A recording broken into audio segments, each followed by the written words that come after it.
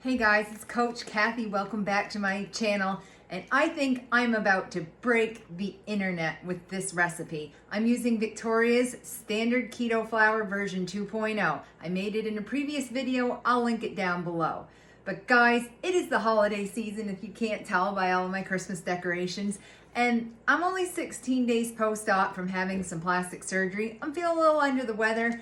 The closest Starbucks is an hour and a half away, and this girl needs some Cranberry Bliss bars. So I'm gonna make them tonight, and I'm so excited. This is my first dessert I've ever made with Victoria's flour. And I'm gonna show you guys how to do it too. So I'm not gonna go so far as to call this like a totally keto recipe, because it does have craisins in it. Craisins have sugar. And so to me, it's worth it because of the flavor and texture that they provide to the bars, and it's gonna make it the closest to Starbucks. But everything else is going to be sugar-free and low carb. So it's up to you how many craisins you wanna put in, or if that's a fair trade-off to you. But for me, especially tonight, having this craving, it totally is. So let's get started. And if you like this video and more content like this, make sure you hit like and subscribe and hit that notification bell. So we're gonna start with our wet ingredients first. And this is just like any basic blondie brownie, which is basically, if you've never had a Cranberry Bliss bar, that's what it is. It's just a blondie brownie that has some orange extract in it and some craisins and some white chocolate chips. They are so, so good. They're just, you know, cranberry orange is the quintessential holiday combination flavor profile. So into my bowl, I've added a cup of butter, and it has been set out for a little while, so it's at room temperature. And then to this, we're going to add 1 3/4 cup. The original recipe calls for brown sugar. I'm using Lakanto's golden sugar. And so this is a great low carb, keto, diabetic friendly, bariatric friendly, you know, all the things. This is a great alternative to using regular brown sugar. It still has that rich kind of molasses flavor, and it gives you that mouthfeel and that chew that traditional brown sugar has. So this is going to be 1 cup. And this is available on Amazon, and I also, these guys I found at Home Goods. So keep your eye open in that Home Goods specialty grocery section. You can find some really cool things and often low carb things there. So that was my 1 cup, and now I need 3/4 cup. And I'm just gonna eyeball it with the 1 cup measuring thing, and it's gonna go right in. Smells like brown sugar, I know that. That's the beginning of every good dessert, is butter and brown sugar. So I'm just gonna mix this up until it's combined quickly. You don't have to do this until, you know, for 2 or 3 minutes until it's light and fluffy. You just really want to get that butter in there and get it combined well. That smells like cookie holiday season to me. You can stop right here and just eat this with the spoon, but we'll keep going. So to this, we're going to add the rest of our wet ingredients, which is 2 room temperature eggs. 1 and 2. Some people might be fussy and add those one at a time and beat them in, but we don't have time for that. This girl's got a craving, so I'm just going to beat those in.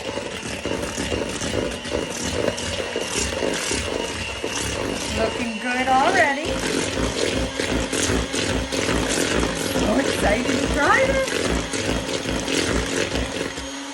And then the last of our wet ingredients is just a teaspoon each of vanilla extract and orange extract.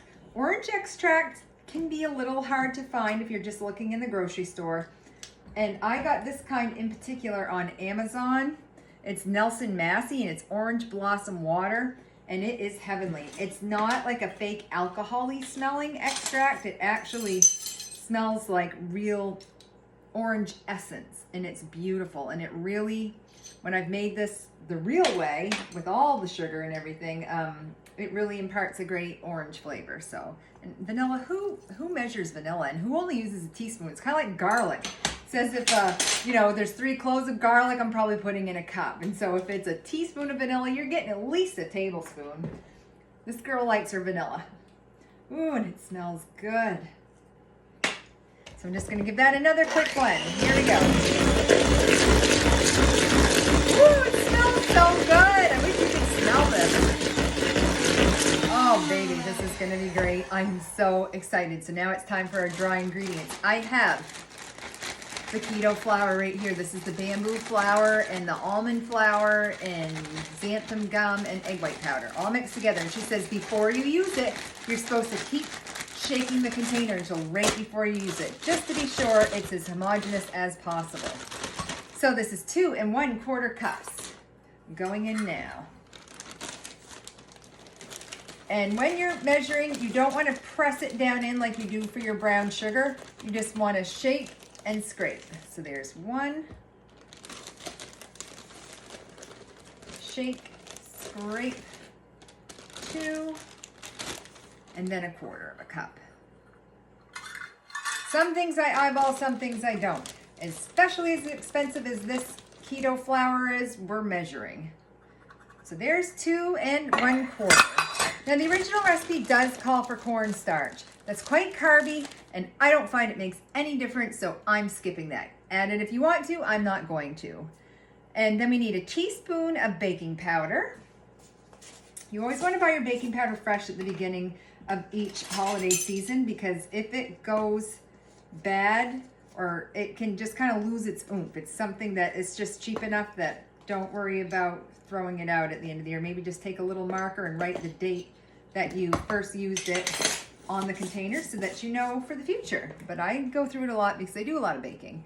And then we have 1/4 teaspoon of salt. And that I am just going to eyeball. We're gonna mix this up and then we add the fun stuff. Put it on low at first so you're not wearing it. And this is your basic blondie brownie. If cranberries aren't your thing, you could just take this off and have some regular chocolate chips or just eat it just like this. The dough and the batter of this is really the star of the show. You could do pistachio, you could do cherry almond, would be so good, and just use almond extract instead of your orange. Cherry almond bars are some of my favorite things. There, just trying to get all that off those beaters. Because the next thing we're going to do is we're going to put this is going to go into a 9 by 13 baking dish that is lined with parchment paper. And you want to have some overhang on the edges of your parchment, because we're actually going to lift these up and out once they're baked before we frost them. And then they get cut in a very specific way. We cut them into triangles so that it really looks like the Starbucks Cranberry Bliss bars. They have a very classic shape that, you know, when they're in the treat tray or the treat cooler at Starbucks, you know that you're looking at the Cranberry Bliss bars. And I'm gonna give these a quick rinse because I'm gonna need them for our frosting. Be right back. Talk amongst yourselves. I tell you, I think it's like $4 a bar too. So even though this has a little bit of specialty ingredients, you're coming ahead by making them at home. And really, they're a pretty much guilt-free treat. You know, as always, I always recommend that you eat until satisfied, not stuffed. But this is probably not something you're going to get stuffed on. You're just going to eat enough to enjoy it. So now we're going to fold in. I had accidentally ripped open my bag of Lily's, but this is 1 bag of Lily's white chocolate chips going right in. And here's another thing. When you do get the Cranberry Bliss bars at Starbucks, they're going to have some white chocolate that's also melted and drizzled on top of the frosting. Lily's is really, I find, kind of expensive, and I would rather have that bite of white chocolate in the bar itself than on top of frosting that already tastes awesome. So it's up to you. You can put all your white chocolate in, or you can maybe save half and melt it with a little coconut oil and make that little crunchy shell on top. I'm not going to. I want my chocolate chips going right into my brownies. So then we have 3/4 cup, so the same amount of craisins. So if you wanted to, I mean, if you really wanted to, you could maybe take like 1/4 cup of these, and you could use scissors or a knife and you could mince them so that they're smaller. Again, to me, if this is the only real thing that I need to compromise on out of this entire recipe, then I sleep just fine knowing that. And I'm still coming way, way, way ahead on the carb, sugar, and calorie portion of things. So I'm just going to hand mix these in. And God, I don't know about you, but I got to taste the batter and see how it tastes. Oh, Wow. I have very, very high expectations for how these are going to turn out based on that batter. Because if you blindfolded me and gave me a piece of that batter and said, is this sugar-free? I wouldn't know. And I certainly wouldn't know that it's also a low-carb flour alternative. So often in the past, like all of these different low-carb flours and Carb Quick, and there's just been so many that, you know, they weren't bad. They were better than eating the real thing and having all of those carbs and calories, but they were just never fully the same. And this, so far, in everything we've used it in, you would just never know it wasn't white flour. I'm just going to grab my tray. Just one sec. And so it's so exciting to know that we can finally, for the first time ever, have a true, proper white flour substitute. So this goes into, like I said, a 9x13. There's a whole cup of butter in this, so we don't actually need to grease the parchment because this is going to be a very moist dough because of all that butter. So that you're just going to kind of make a mess if you get adding too much oil and you just don't need it with the parchment. So again, we want this overhang because we're going to be picking this right up out once they cool, so that we can frost them and cut them into those triangle shapes. So then I just take my hands and I press them right into the corners. And again, this is a 9x13. If you want a really, really thick blondie, you could do this in a 9x9, but they're going to be much thicker than the Starbucks one, and it's probably going to affect the baking time too. And these bake for 35 minutes at 350. Well, I'm like 90% sure it does. I'm going to double check the recipe while these are cooking, and then I will update you when I come back to put the frosting on. But for now, we're just going to go with that. And this looks really good. Get right into the corners too, because those corner pieces, I don't know about you, but oh man, on a brownie, the corner piece is the best. So don't sell yourself short in those corners. Okay, so I'm going to go wash my hands, put this in the oven, double check for how long, and we'll be back and we're going to frost them and have the taste test, which is the best part. I'll see you in a minute. Okay, we're back. I double checked the recipe. It's actually only 25 minutes until we have our brownies. So they're baking in the oven right now. And in the meantime, I'm going to show you how to make the cream cheese frosting. And this is a great basic cream cheese frosting. You can use this for anything. There's all kinds of great keto carrot cake recipes, or even keto whoopie pies, and anything that you would put cream cheese frosting on, this is gonna be your friend because this one's very good. And maybe not always with the orange extract, but something with cinnamon like the carrot cake, I probably still would. So this is just 1 brick of, which is 8 ounces of regular cream cheese. It's softened. And to this, we're going to add something fun. We're gonna take our cool dollar store zester and or a microplane if you have one, and we're going to add about a tablespoon of zest, and I'm just going to eyeball this. And when you are zesting, you want to go very lightly and just remove the orange. You don't want to go down until you see white. That's the pith, that's bitter, it's not good eats, but just the little bit of the orange zest on the outside before the pith is where all those essential oils are, and it's mega orange flavor.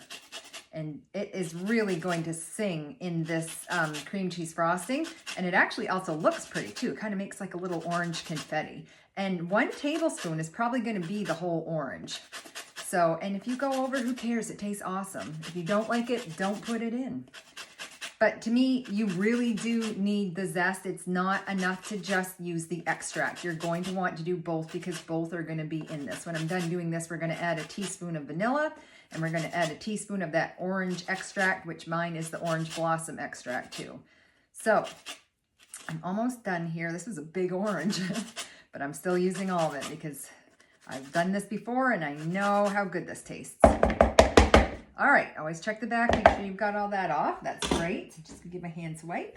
And we're gonna go in again with a teaspoon of vanilla and a teaspoon of the orange blossom. And again, you don't need to eyeball vanilla. Vanilla always tastes good.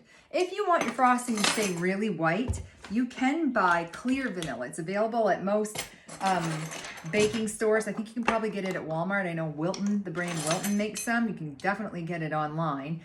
And that's just gonna keep your cream cheese frosting from having that really kind of beigey color that the brown vanilla is gonna give it, but I don't care. It tastes so good, I don't care. And then the last ingredient is supposed to be 2 cups of confectioner sugar, but we are not going to use that. Can you imagine the carbs in 2 cups of sugar? We're going to use Lakanto's powdered sugar. This is readily available everywhere. If you have a hard time finding it, always look online, but I found this in the store, no problem. Superstore, I found it in Winners and Marshalls and Home Goods. So the thing with this monk fruit erythritol blend is that the erythritol can have a little bit of like a menthol cooling effect, but I find by blending it with the monk fruit, it really knocks that down by quite a bit, which is awesome. So we're just gonna blend this up and then we're gonna give it a taste. Again, start on low so you're not wearing it.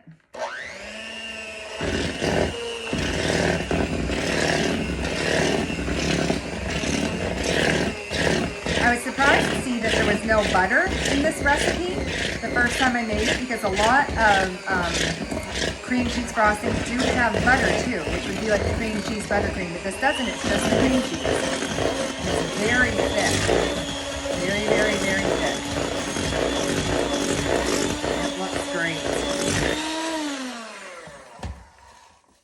So, I'm going to give this a taste and we'll see if it has enough of everything.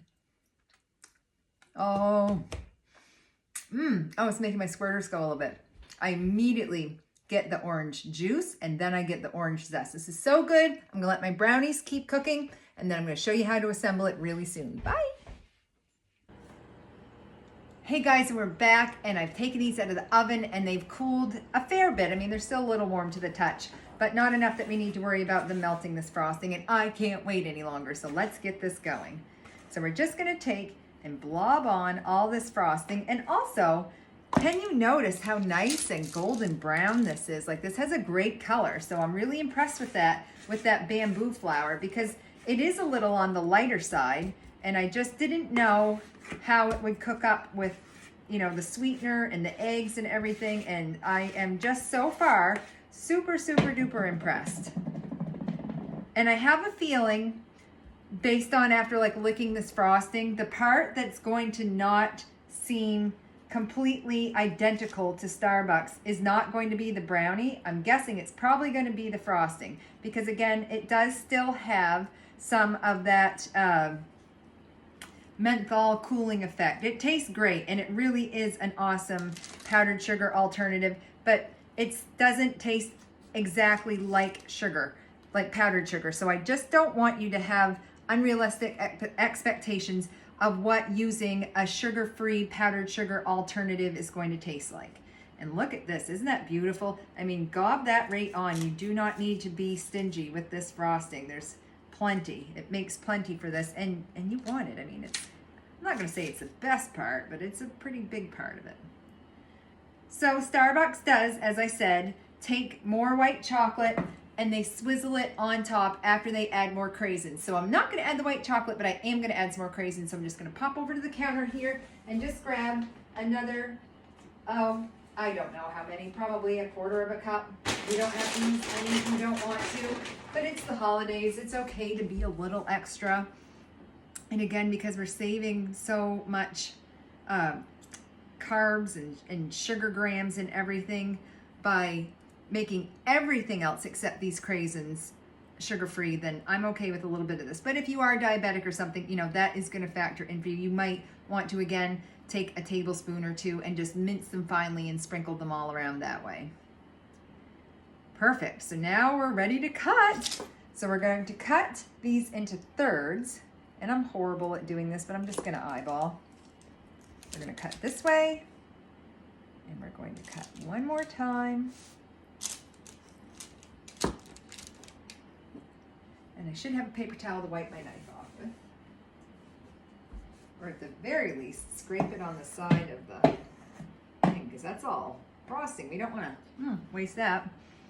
And then we're going to cut this way. So we cut into rectangles first. I think we're going to should get 12, I think. Yep. So this recipe makes 24 because now we take these rectangles and this is what gives it the quintessential Starbucks look. So we're just gonna cut them on a diagonal. And I love the corner piece, so that's what I'm going for. And we're gonna give this a whirl. Let's take a look at the inside. It's very much brownie looking in there. Oh, it feels good. It smells the brown sugar smell and the butter and everything. And I can't wait anymore. We're just gonna try it. I'll try to take a little bite even though I wanna cram this whole thing in my mouth.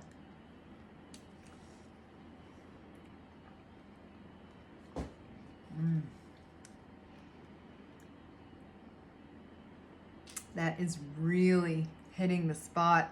And that flour, you don't taste the almond flour in it. So many almond flour desserts are just really mealy and moist, like too moist and weird.